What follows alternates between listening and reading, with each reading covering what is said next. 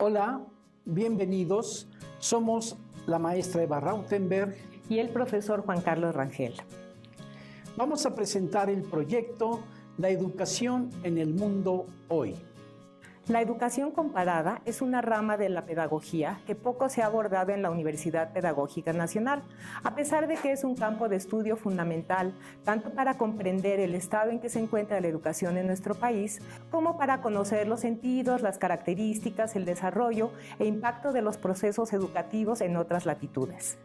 Entendemos por educación comparada, siguiendo a Perdomo, 1993, el estudio de los sistemas educativos contemporáneos con vistas a examinar las soluciones aportadas por ellos y problemas compartidos, para diseñar así aquella estrategia que mejor pueda contribuir a la resolución del propio problema, habida cuenta de sus particulares características. Para Le Tan Col, 1991, la educación comparada es la rama del saber que tiene por objeto identificar, analizar y explicar las semejanzas y diferencias entre hechos educativos y o sus relaciones con el entorno político, económico, social y cultural, e investigar las leyes eventuales que los gobiernan en las distintas sociedades y en diferentes momentos de la historia humana.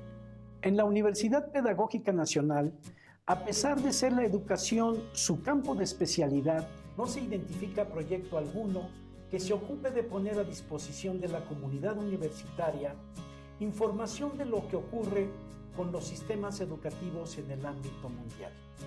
Por ello, la interpretación que se hace de la educación en México no tiene referentes de contraste con los sistemas vigentes en otros países de Latinoamérica y en el resto del planeta. Este proyecto de investigación pretende incidir en el conocimiento y divulgación de este campo de estudio. El proyecto de la educación en el mundo hoy tiene como objetivos: 1. Establecer una primera red de comunicación con las distintas embajadas de países latinoamericanos en esta primera etapa, con el propósito de identificar a expertos que ofrezcan información pertinente y actualizada de los sistemas educativos, en particular de educación básica y formación de profesionales de la educación. Segundo objetivo, poner a disposición de la comunidad universitaria dicha información a través de diversas actividades académicas donde los foros de análisis y discusión estén privilegiados. El objetivo número 3 es recabar, organizar y analizar la información ofrecida a partir de un conjunto de categorías analíticas que permitan la comparación y el contraste de los sistemas educativos. Y por último, cuarto objetivo, publicar los resultados obtenidos. Al final de esta primera etapa de trabajo, se ofrecerá una publicación impresa y digital conformada por las presentaciones de los especialistas, un estudio preliminar y un apartado de discusión de resultados. Los invitamos a seguirnos en este canal, en donde podrán ver las participaciones de los especialistas e integrantes del cuerpo diplomático asignado a nuestro país para hablar sobre los sistemas educativos de sus respectivos países. Gracias por su atención.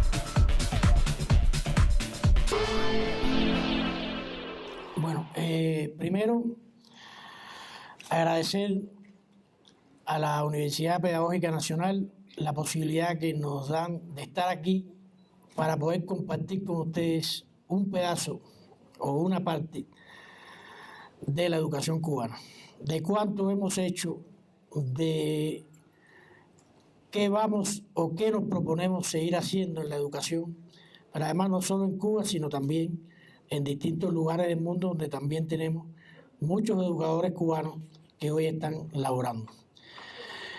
Si el embajador no está acá es porque realmente la cantidad de tareas que hoy tenemos son muchas y un poco estamos dividiéndonos, como quien dice, en las funciones para poder desarrollar.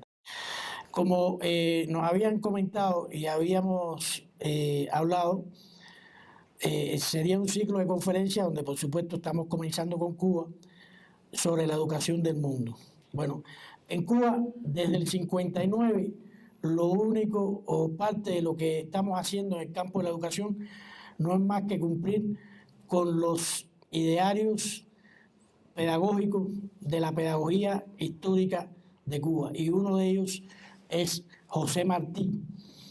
Por tanto, una de las cosas que hoy hacemos es, o sea, tratar de sembrar semillas, de abrir escuelas para poder obtener y recoger hombres preparados y hombres con un futuro de desarrollo. Quería, como mismo se menciona aquí, comenzar a partir de que estamos hablando de cuál es la realidad de la educación en el mundo hoy.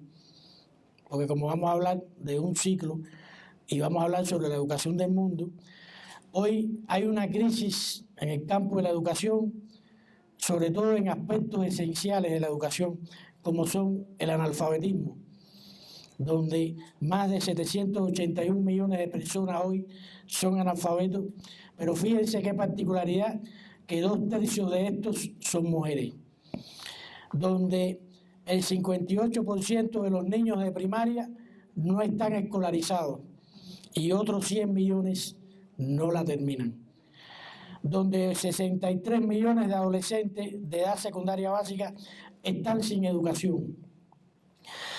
Y esto al futuro va a representar una situación de un crecimiento del analfabetismo.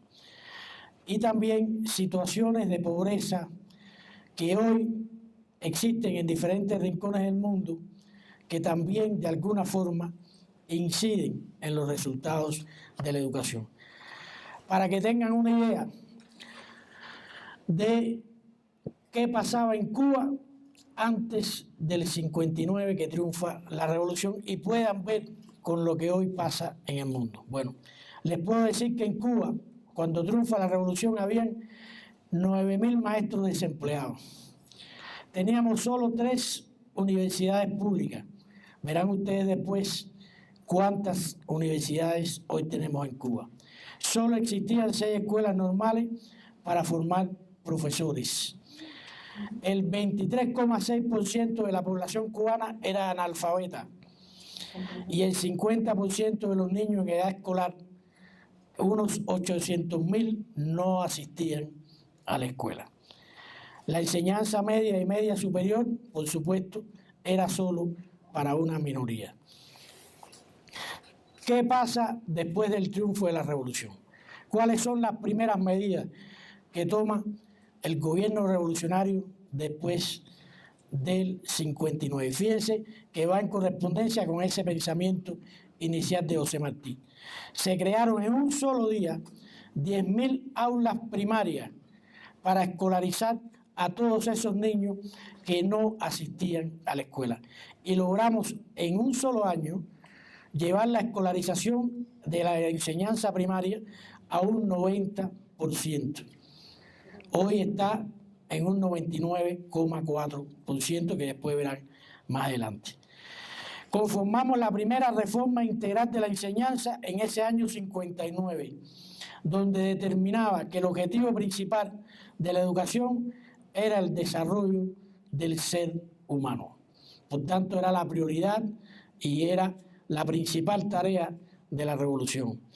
Se reorganiza el Ministerio de Educación en función de ese objetivo y se logra un trabajo de construcción masiva de escuelas. En Cuba se priorizaba mucho lo que es la convención, los cuarteles militares y se convierte en 69 cuarteles militares en escuelas. Hoy hay 2 muy grandes, uno en La Habana, Ciudad Escolar Libertad, que era un cuartel militar donde además residía el presidente en aquel momento, Batista, y hoy se convierte en lo que es, cuando triunfa la revolución, la Ciudad Escolar Libertad, una ciudad donde hay todos los niveles de enseñanza. Se desarrolla la educación técnica profesional, que era muy limitada en aquel momento, y se empiezan a tomar las primeras medidas para eliminar el analfabetismo. Llega 1961 y, como ya lo había anunciado Fidel en la ONU, nos propusimos rápidamente, para poder lograr esa sociedad justa y humana, eliminar el analfabetismo. Y en un solo año, solo de esa forma que ahí aparece, de una forma masiva, donde participaron estudiantes. Cuando hablo de estudiantes, ahí participaron estudiantes con 11 y 12 años, que fueron a los distintos rincones del país a alfabetizar a estas personas que todavía no eran analfabetos y no tenían ninguna posibilidad. Se crea la Brigada Conrado Benítez, que es una brigada que se crea a partir de que, como parte de los intentos de frenar la posibilidad que tenía la revolución de hacer estas acciones, bandas contrarrevolucionarias que existían en los campus asesinaron a un joven, en aquel momento Conrado Benítez, alfabetizador, buscando que la población sintiera miedo y se detuviera la campaña de alfabetización. Sin embargo, lo que buscaron fue que se incorporaron más de 100.000 estudiantes que formaron esa brigada, y se amplió más todavía la cantidad de personas que estaban alfabetizando. Bueno, en ese año 1961, el 22 de septiembre, la UNESCO declara a Cuba libre de analfabetismo al llegar a un 3,9% de analfabetismo. O sea, disminuimos de un 23,6% a un 3,9%. Algo que cuando Fidel lo planteó en la ONU, muchos pensaron que iba a ser una utopía, y que se concretó ese 22 de diciembre, que hoy además nosotros consideramos como el Día del Educador en Cuba. Hoy disfrutamos de una tasa de analfabetismo de un 0,2%. Pero no nos quedamos ahí.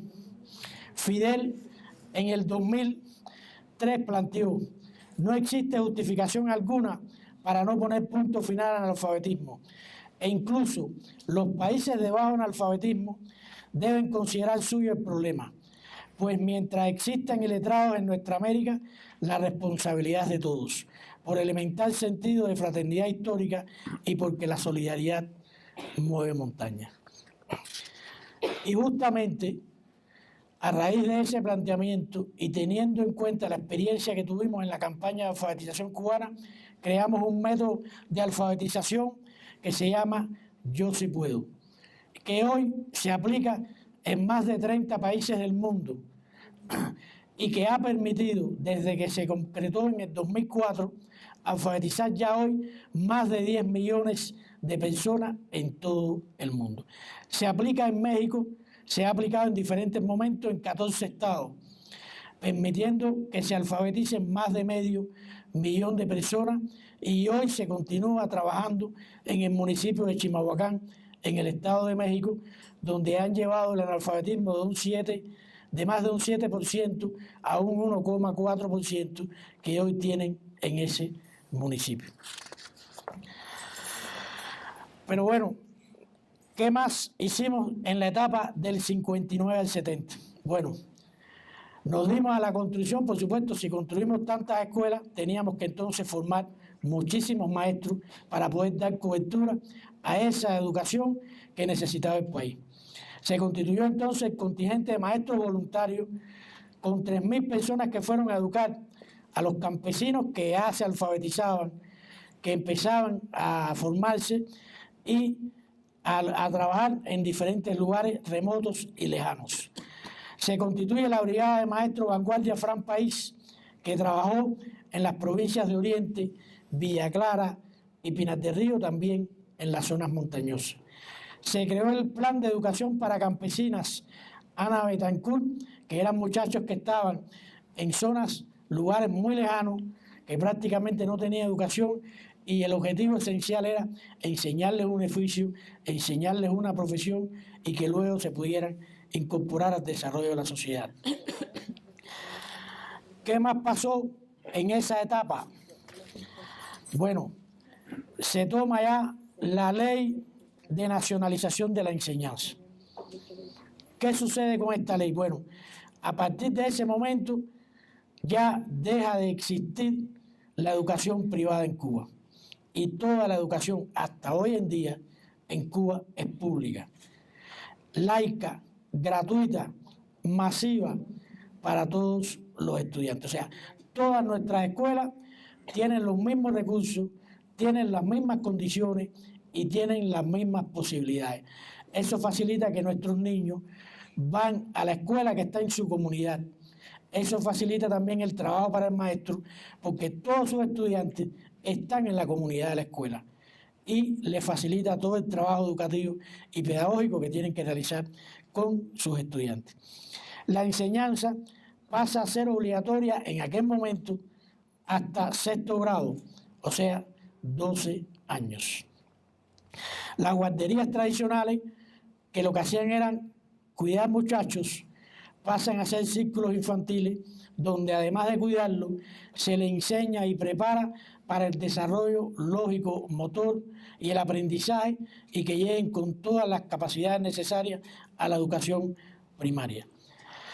Se crean en aquel momento algo que prácticamente no existía en Cuba, 50 escuelas de educación especial, que era un área donde estábamos muy deficitados y donde hoy Cuba tiene un prestigio internacional en el trabajo de las diferentes discapacidades que tienen nuestros estudiantes.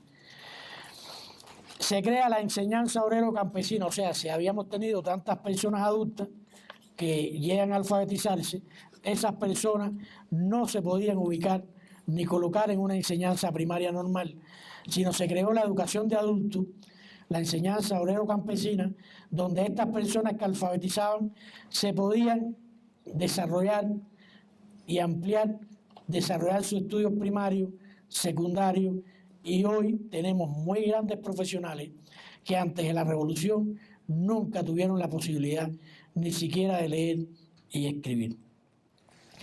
En la década del 71 y 90 ya el país tenía una mayor preparación, ya teníamos docentes muy bien preparados y podíamos empezar a trazarnos empeños mayores. Se construyen entonces las escuelas secundarias básicas en el campo, donde los estudiantes podían vincular los estudios con el trabajo dentro de la formación y la educación, que es uno de los principios de la educación cubana. Se crea el destacamento pedagógico Manuel Ascunce Domenech para seguir creciendo en la formación de maestros. Y ya en el 1975, cuando ya teníamos grandes profesionales, cuando teníamos ya una educación más fortalecida, entonces se dio el primer perfeccionamiento de planes y programas, donde ya elaboramos nuestros planes de estudio, nuestros programas, de acuerdo a nuestra realidad, de acuerdo a nuestra cultura, a nuestra idiosincrasia y a lo que realmente nosotros necesitábamos como verdaderos cubanos. Esto después se reactivó en el 1989 y hoy en estos momentos Cuba está en un proceso de perfeccionamiento de planes y programas también que hacemos desde una concepción científica e investigativa, contando y conceptualizando con estudiantes, con profesores, con miembros de la comunidad, con miembros de la familia de cada una de las escuelas para poder dar y concretar cada uno de estos planes de estudio. Se amplía la red de instituciones educativas, donde teníamos muy limitada la educación tecnológica, y se amplían las especialidades con más necesidades que tenía el país. Pero luego llega un periodo muy complejo para Cuba. Desaparece el campo socialista europeo. Fíjense la situación económica en la que queda Cuba. que se afectó el 85% de su economía. Creo que pocos países en el mundo resistirían un embate como este. Se reduce el Producto Interno Bruto en un 34%. Después de aquella década, llevamos más de 15 años creciendo y todavía no hemos podido equiparar los niveles de la economía que teníamos en los años 80, a pesar de que hemos crecido entre 1 y un 2%. Ya el año pasado, con todas las transformaciones económicas que hemos ido teniendo, logramos crecer por primera vez en los últimos años en más de un 4% del Producto Interno Bruto. Pero además de esto, Estados Unidos aprovechó esa situación y crearon nuevas medidas para recrudecer el bloqueo, para hacernos más difícil la existencia en el país. Sin embargo, en esos 10 años, en Cuba no dejó de funcionar ni una sola escuela, ni dejó de funcionar ningún centro médico en el país, a pesar de la situación económica que tenía el país. Es por eso entonces que viene la concepción, y ya a partir del año 2000, en que el país empieza a ver cierto crecimiento en la economía, y digo cierto porque todavía, como les explicaba, no estamos a los niveles que teníamos en los 80. Ya estábamos pensando en una educación más dirigida a la individualidad, a cada ser humano, al trabajo diferenciado en el aula de cada uno de nuestros profesores. Y esa era la concepción que tenía Fidel. Fíjense que Cuba además invierte, y es el país reconocido por el Banco Internacional Mundial que más invierte de su Producto Interno Bruto en la educación, donde invierte 12,9% de su Producto Interno Bruto y el 27% del gasto público. O sea, hay toda una intención y una opción de gobierno de mantener y desarrollar la educación como elemento esencial dentro del país.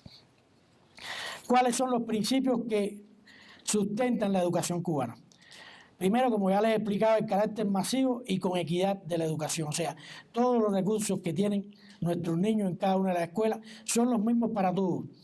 Desde el que vive en la ciudad hasta el que vive en la zona donde no hay luz eléctrica. Y ya veremos después cómo lo vamos haciendo. Participación democrática de toda la sociedad en la educación. Todo cambio, toda transformación que desarrollamos en la educación se consulta con los estudiantes, con la familia, con la comunidad y con los profesores de las escuelas. Se combina el estudio con el trabajo, como ya les expliqué. Nuestros estudiantes realizan labores agrícolas en periodos determinados del año de cada una de las escuelas. Pero además se vinculan al trabajo comunitario dentro de la comunidad. Por ejemplo, hoy los países de América enfrentan un gran problema con el dengue, el Zika y el chikungunya. Esto se da esencialmente por el problema de los mosquitos. Nosotros la que más nos afecta generalmente es el dengue. Sin embargo, nuestros estudiantes de la escuela primaria y secundaria son los que hacen los estudios focales en las comunidades de sus escuelas, visitan las casas y son los que tratan de que se elimine lo más posible cualquier criadero de mosquitos que permita desarrollar esto. Otro elemento que realizan nuestros estudiantes es que en Cuba, en los periodos electorales, quienes cuidan las urnas son los estudiantes de nuestras escuelas primarias y secundarias. Son los responsables de cuidar y garantizar la seguridad de cada una de las urnas en nuestros procesos electorales. El trabajo por la atención diferenciada e integración escolar, que después les voy a explicar cómo lo vamos haciendo. Y hoy nuestra educación es obligatoria ya no hasta el 6º grado, sino hasta el 9º grado. O sea, ningún niño nuestro, ningún muchacho nuestro puede trabajar en Cuba si no ha terminado la secundaria básica al menos. La edad mínima para trabajar es los 17 años y mientras tanto los estudiantes tienen que estar obligatoriamente en las escuelas estudiando y preparándose. Y es gratuita en todos los niveles. ¿Qué factores inciden hoy en la calidad educativa cubana? Bueno, la superación permanente de nuestros docentes. Hoy, dentro de la propia planificación que se realiza, nuestros docentes tienen derecho, como mínimo a 8 horas semanales de superación en las universidades pedagógicas o en las carreras o facultades pedagógicas de las diferentes universidades que tenemos en el país. Quiere decir esto que nuestros profesores tienen la posibilidad, durante la organización escolar que se desarrolla en la semana, de disfrutar de 8 horas de superación y preparación para su desarrollo profesional. El perfeccionamiento de la dirección que permite a los directores nuestros de escuela también controlar y desarrollar el proceso docente de nuestras escuelas. El papel de la familia y los consejos de escuela que están conformados por los padres de familia de nuestros estudiantes y que son los que determinan el programa de habilidades que se deben desarrollar en los diferentes momentos de las reuniones que se hacen con los padres de familia en cada una de nuestras escuelas. Tratar de crear un clima favorable dentro de cada escuela, un proceso que nosotros llamamos entrega pedagógica, que qué cosa es. Al terminar cada grado, el profesor que concluye con sus estudiantes tiene que hacer una entrega al profesor que va a recibir a los estudiantes en el próximo grado, donde le tiene que hablar no solo de cómo está el niño en matemáticas, en español, en historia o en cada disciplina, sino también cómo se comporta ese niño, cómo se relaciona en el grupo, cómo se relaciona en la comunidad, cómo contribuyen sus padres de familia a esa formación y a ese desarrollo de ese niño. O sea, es una entrega totalmente integral. Y además de esto, se hace cuando el niño pasa de nivel de primaria a secundaria, también el profesor de esa primaria tiene que entregar sus estudiantes a la secundaria básica. Porque como le explicaba, la educación es gratuita, obligatoria, y si ese estudiante no se incorpora a la secundaria básica, entonces la escuela tiene que ir a buscar a ese estudiante, a la comunidad, para que se incorpore a la escuela. Y bueno, una atención esmerada a la educación preescolar como elemento esencial para luego la formación del niño en cada una de las escuelas. ¿Qué programas hemos ido desarrollando a partir del 2000 que ya el país empieza a ver una significación? Bueno, como les explicaba, las condiciones eran las mismas en cualquier lugar del país. Por tanto, una de las tareas que se dio la revolución es que todas nuestras escuelas tenían que estar electrificadas, aunque no existiera corriente en una comunidad. Quiere decir que estas escuelas que están en un centro comunitario, en una comunidad donde no hay corriente, entonces el Estado destinó paneles solares para que esa escuela también pueda utilizar los mismos recursos que las escuelas que están en la ciudad y esos niños tengan las mismas posibilidades que los niños que hoy están en la ciudad. Utilizamos 2 canales educativos que no solo ofrecen programas educativos, sino también imparten clases de las diferentes asignaturas. Todos nuestros docentes conocen la programación de esos canales educativos y cuando sienten la necesidad pueden utilizar de esta programación también para la formación y desarrollo de los niños. Una amplia posibilidad de la enseñanza de la computación. Hoy utilizamos software educativo en todos los niveles de enseñanza, con una programación y un diseño desde cada una de las disciplinas.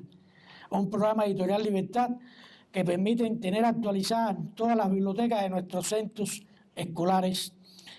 Universidad para Todos, que son cursos que oferta la televisión para aquel adulto mayor o persona que está en la casa, también puede disfrutar de estos cursos y pasarlo y garantizar su aprendizaje. Mesas redondas y tribunas abiertas donde se ofrecen también cursos de interés de la cultura general, del deporte, de idiomas también, para aquellos que tengan ese interés. Tenemos una cobertura de profesores con un mayor de un 95%. Todas estas opciones y situaciones que hoy se dan y que desarrollamos en la educación hace que cada día tengamos que formar muchos más profesores para completar esa cobertura que hoy todavía necesitamos. Hemos creado o hemos reactivado también el incremento de la formación de maestros primarios con escuelas de formadoras de maestros de un nivel medio superior. hemos recuperado esa concepción de escuela normal que teníamos y hoy disponemos de 23 escuelas de esta formación, donde los estudiantes al terminar 4 años de estudio se incorporan ya a una primaria como docente y luego tienen la posibilidad de incorporarse a la universidad pedagógica para complementar su formación pedagógica. Hemos incentivado también que se crearon desde 1962 la formación de instructores de arte. Esto es una escuela que hoy permite que tengamos en cada escuela al menos 2 instructores de arte que son especialistas en las artes pero su función no es ser artista, sino formar y desarrollar las diferentes implementaciones artísticas dentro de las escuelas donde ellos están y además de impartir la docencia de la educación artística en cada una de nuestras escuelas. Estamos en un proceso de construcción y reparación de escuelas que se deterioraron mucho durante el periodo de los años 90 y que hoy poco a poco se van recuperando. Ha ido mejorando la alimentación de los centros. Después verán que nuestra educación toda es de horario completo. O sea, nuestros estudiantes llegan a la escuela 7:30, 8 de la mañana y no regresan a la casa hasta las 4:30 de la tarde. Por tanto, el Estado garantiza en la educación primaria el almuerzo para todos los estudiantes y en el caso de la secundaria básica garantiza una merienda reforzada que le da la posibilidad de mantenerse en la escuela durante todo el periodo. La universalización de la educación superior que nos permite acercar la universidad a la comunidad, a los centros y que también el adulto mayor pueda tener la posibilidad de realizar los diferentes cursos que la universidad ofrece. El uso eficiente de los laboratorios de ciencia que hoy desarrollamos en cada una de nuestras secundarias y preuniversitarios y, como ya les decía, la posibilidad entre 8 y 12 horas semanales de preparación metodológica que tienen nuestros docentes. ¿Cómo funciona nuestro sistema educativo? Bueno, muy similar al de acá. Con una educación primaria de 6 años, con una educación secundaria de 3 años, con un preuniversitario de 3 años y la educación técnica profesional que también tiene el mismo nivel del preuniversitario, pero además tenemos las escuelas de oficio, que son aquellos estudiantes que ya quieren incorporarse directamente a la esfera laboral y tienen la posibilidad entonces de aprender un oficio de carpintería, de plomería o cualquier otra opción y ya se incorporan a la esfera laboral. Todos estos niveles tienen la posibilidad de ingresar a la educación superior a partir de exámenes de ingreso que se realizan al iniciar cada curso escolar.